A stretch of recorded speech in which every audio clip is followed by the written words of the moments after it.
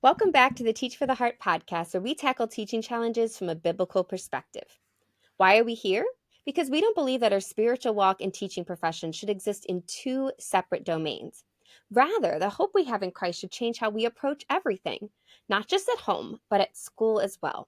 So join us as we explore both the spiritual and practical sides of key teaching challenges, integrating them together so we can succeed at teaching, glorify God, and make a lasting difference in our students' hearts and lives.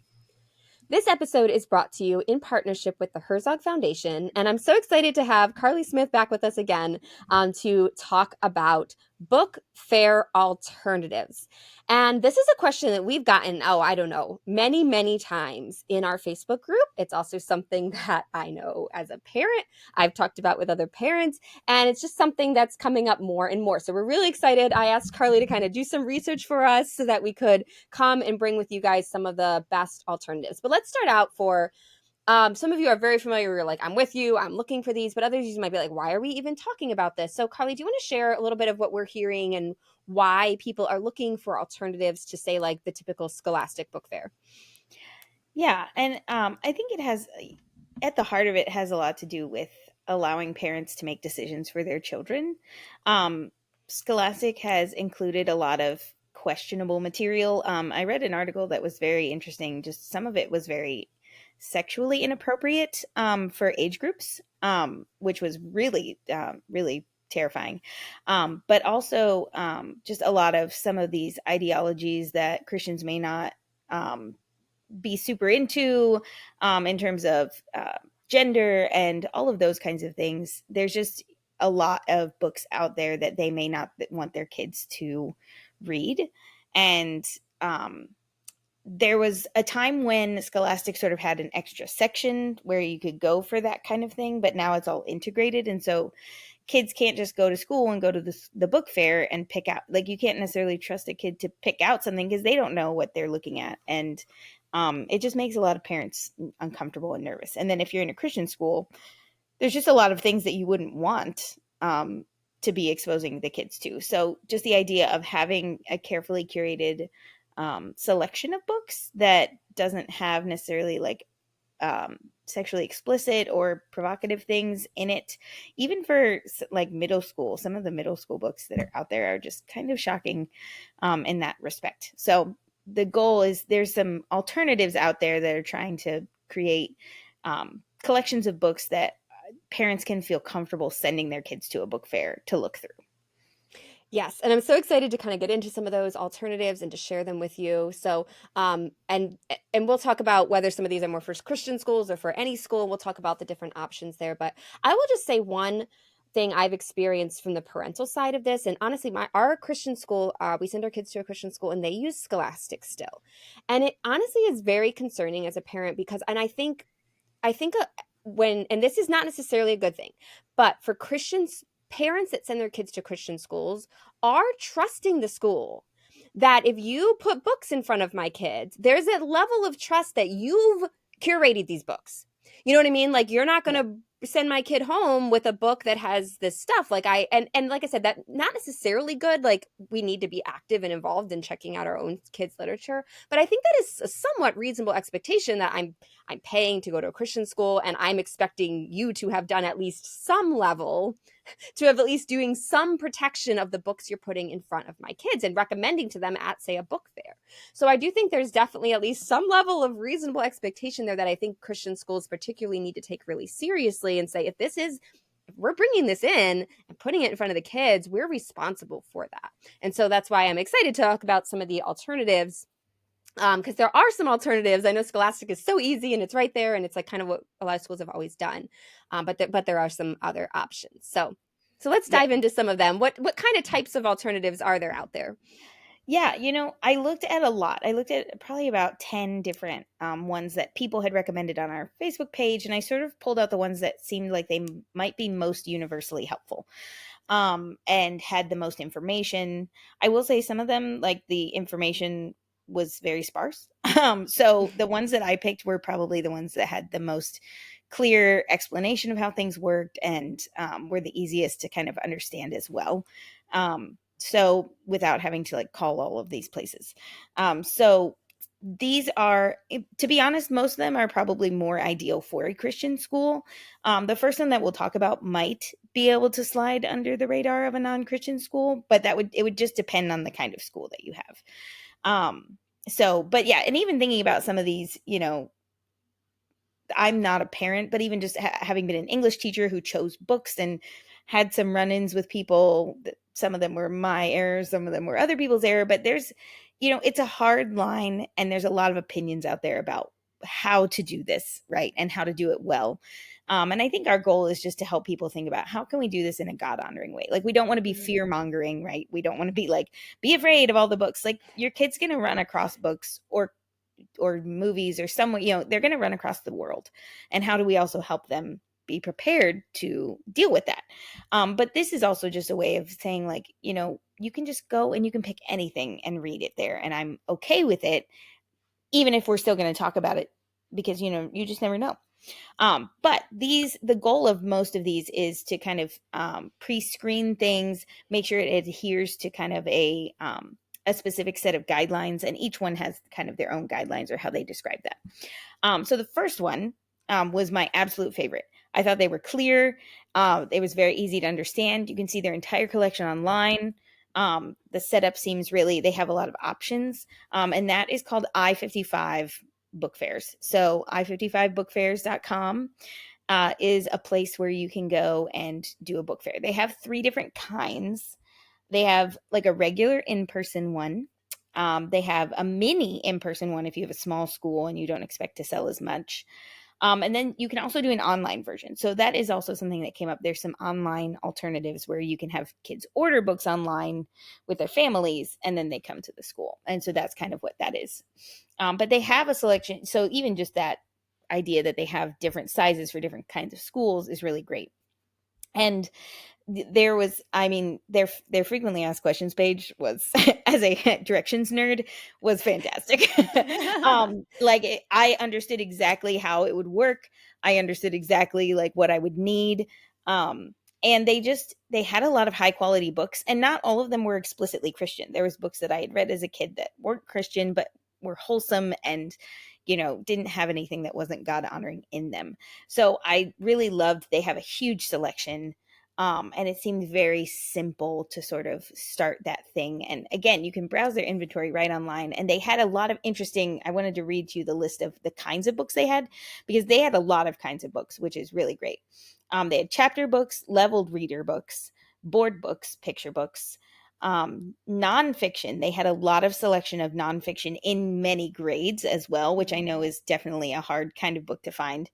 Um, Devotionals they had as well, and even some stuff for adults, so like teachers could buy some things at theirs as well.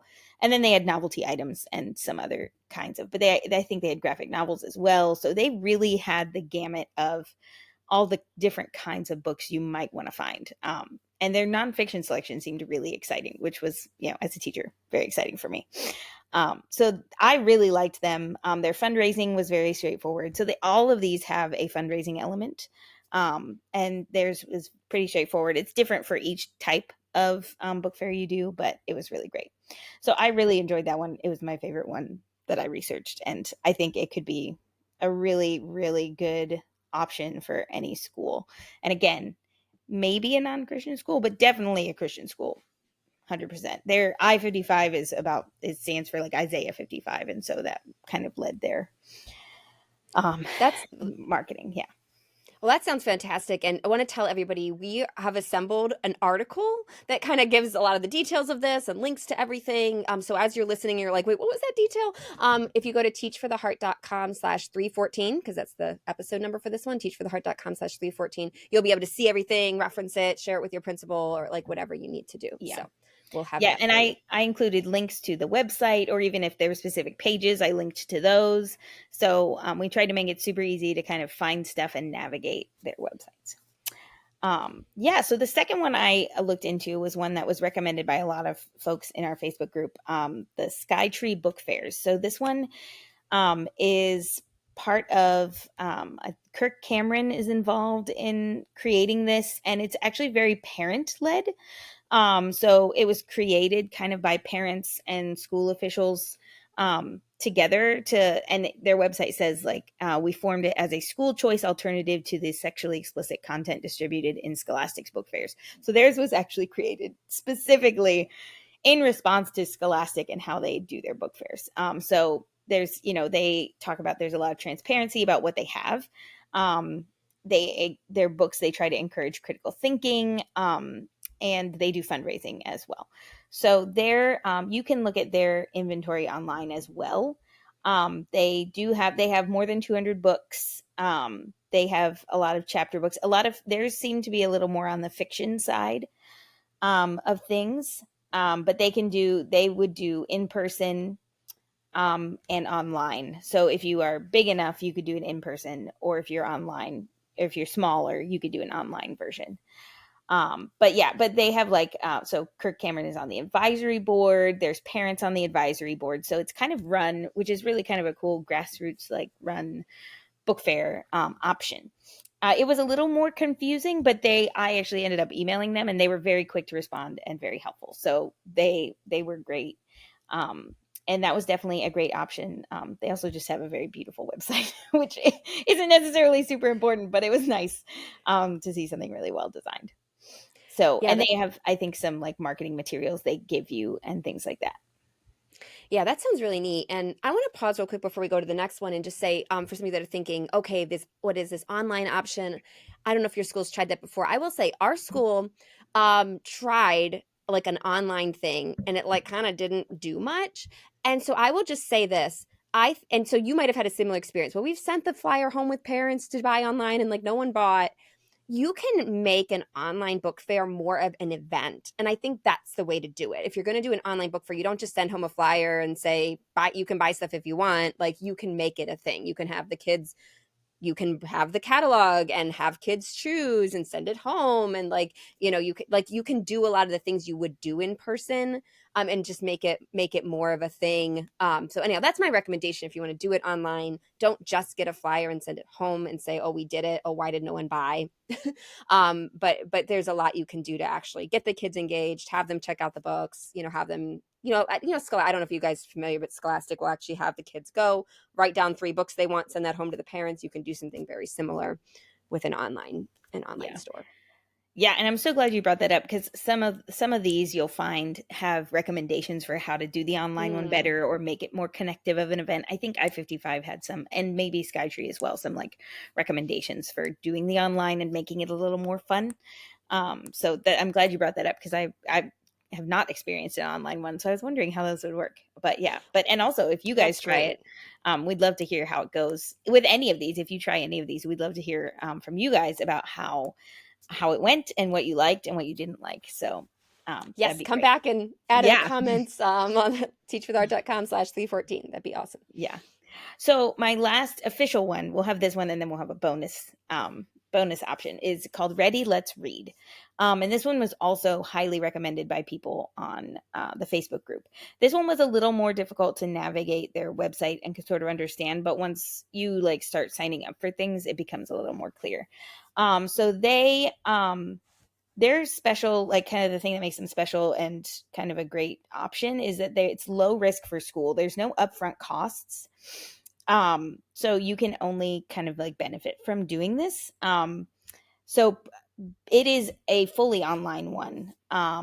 But they ship everything to the school. Mm. And they provide some like fun things to help make it more interesting. But their aim, as they say on their website, is to provide resources from publishers whose core message is the gospel of Christ. So their books are going to be explicitly Christian, and they're going to potentially not have some of the, some other things that are like I-55 has some things that aren't explicitly Christian. But you can review their entire collection, and we link to that in the thing as well. And again, it is a fundraiser, so but the fact that there's no upfront risk is really nice. Like you're not paying for anything upfront. You just are having kids buy books and things like that. And they have some really nice books there. So that's that one. The last one I have is a bonus because it's limited locations, but it got a lot of chatter on the Facebook group, and looking into it, I understand why. So it's called Blue Ribbon Book Fair.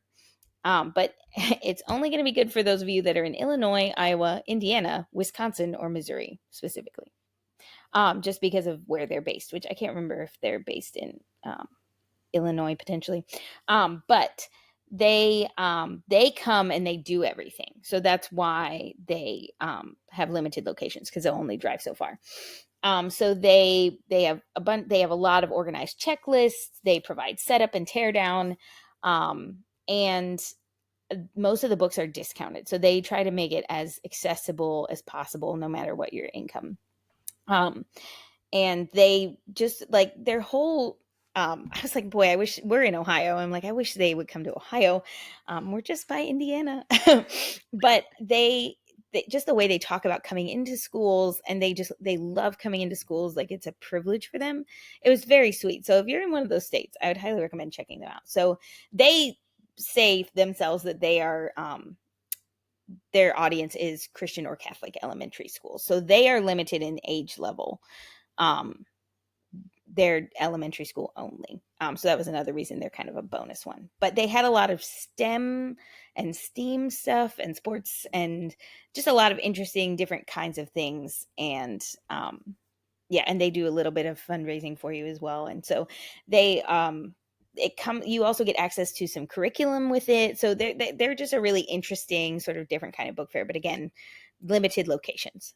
But they seem like a really awesome group of people doing some awesome work. So Yeah, that does sound really neat. And who knows if if it keeps doing well, if you're listening to this a year or two in the future, or you come back and check it out, maybe they'll expand beyond their yeah. original states too, which would be great. Wow, Carly, thank you so much for sharing with us all these different alternatives. I hope that you guys are listening that will take away, if nothing else, there are alternatives and there's some good alternatives. And you can check them out. Like I said, at the article, teachfortheheart.com/314, we've kind of outlined and charts so you can see like what are the different things about different ones. Carly, do you have kind of any like final thoughts for teachers that are considering these? Yeah, I think some of them, it might depend on how much work you want to put in, but I just remember as a kid, the book fair was such a huge thing. And I mean, I'm a big book nerd, but just being able to go in and explore and not be worried about what I was looking at or wanting to discover my next new favorite book, that was just such a beautiful memory. And so like I think book fairs are amazing, and I would love to keep them going, and even just having these options that fit different people's worldviews better is just such a beautiful thing. So I encourage you guys to check them out. And again, I really liked I-55. I was like, they were definitely my favorite. No shame. But just the idea that we can expose kids to really good quality. There's so many books out there, so many, and there's so many bad books out there that are unhelpful, poorly written. And these book fairs are really trying to think about what is good quality, even if it's simple, like, but what is good quality literature for kids, to allow them to explore, because nothing makes you want to read like exploring. So I encourage you guys to explore these options and just think of the idea. I there might even be ways for people to do this with homes. I know some homeschool groups do this as well. Mhm. They'll do book fairs, and they have some options for that as well, I think, some of these. And but yeah, it's just, I would encourage you guys to really check them out and look at what they have to offer, because there's some really exciting and interesting ways people are doing things that hopefully will get kids excited about reading. Yes. Thank you so much for researching these, Carly, and for sharing them with us. And yeah, definitely encourage you guys to check them out. And I love that you had like a clear favorite, even. So if you're like overwhelmed by the choices, just start there. Yep. And that is great.